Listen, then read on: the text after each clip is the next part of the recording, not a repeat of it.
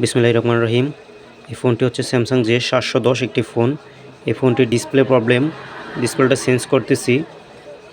আমি দেখেন ওই সেন্সরের উপর যে ট্যাপটা মারলাম, এই ট্যাপটা দেওয়ার কারণ হচ্ছে এই ট্যাপটা না দিলে দেখা গেছে মার্কেটের যে ডিসপ্লেগুলো, সেই ডিসপ্লেগুলো চেঞ্জ করার পর আপনার ফোনের থেকে কাউকে কল দিলে ডিসপ্লের যে আলোটা, সে আলোটা চলে যায়। আবার পাওয়ার বাটন প্রেস করে ডিসপ্লে আলোটা আনতে হয়। এরকম কিছু সমস্যা করে, তারপর টাচও সমস্যা করে, যার জন্য সেন্সরটা একটা বোর্ড টেপ দিয়ে বন্ধ করে দিলাম। তাহলে আর এই সমস্যাটা হবে না। বেশিরভাগ ক্ষেত্রে মার্কেটে ডিসপ্লে লাগালেই এই সমস্যাটা হয়। তো আমি চারপাশে সুন্দর করে ঘাম দিয়ে নিলাম, হালকা করে, অত বেশি ঘাম দেওয়া যাবে না। আসলে এই ধরনের ডিসপ্লেগুলো লাগানোর ক্ষেত্রে আপনাকে আগে ডিসপ্লেটাই লাগিয়ে দেখতে হবে যে কেমন ফিটিং হয়।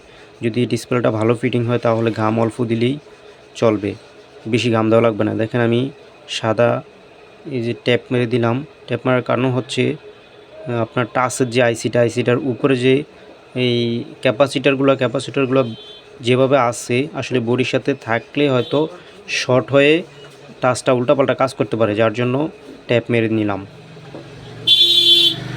আমি এখন ডিসপ্লেটা বোর্ডের সাথে ফিটিং করব। দেখেন ডিসপ্লেটা লাগিয়ে নিলাম, চারপাশ খুব সুন্দর করে লাগিয়ে তারপর ডিসপ্লে যে কানেক্টরটা, সেই কানেক্টরটা লাগিয়ে নেব।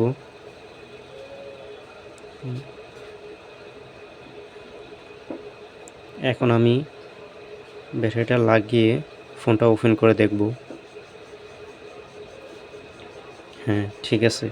তাহলে এখন আমি রাবার দিয়ে ভালো করে পেঁচে নেব। দুইটি রাবার একসাথে করে দিতে হবে।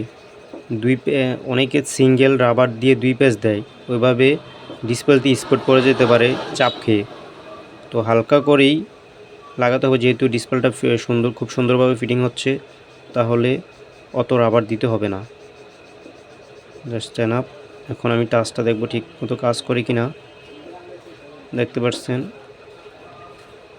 টাচটা খুব সুন্দরভাবে কাজ করতেছে।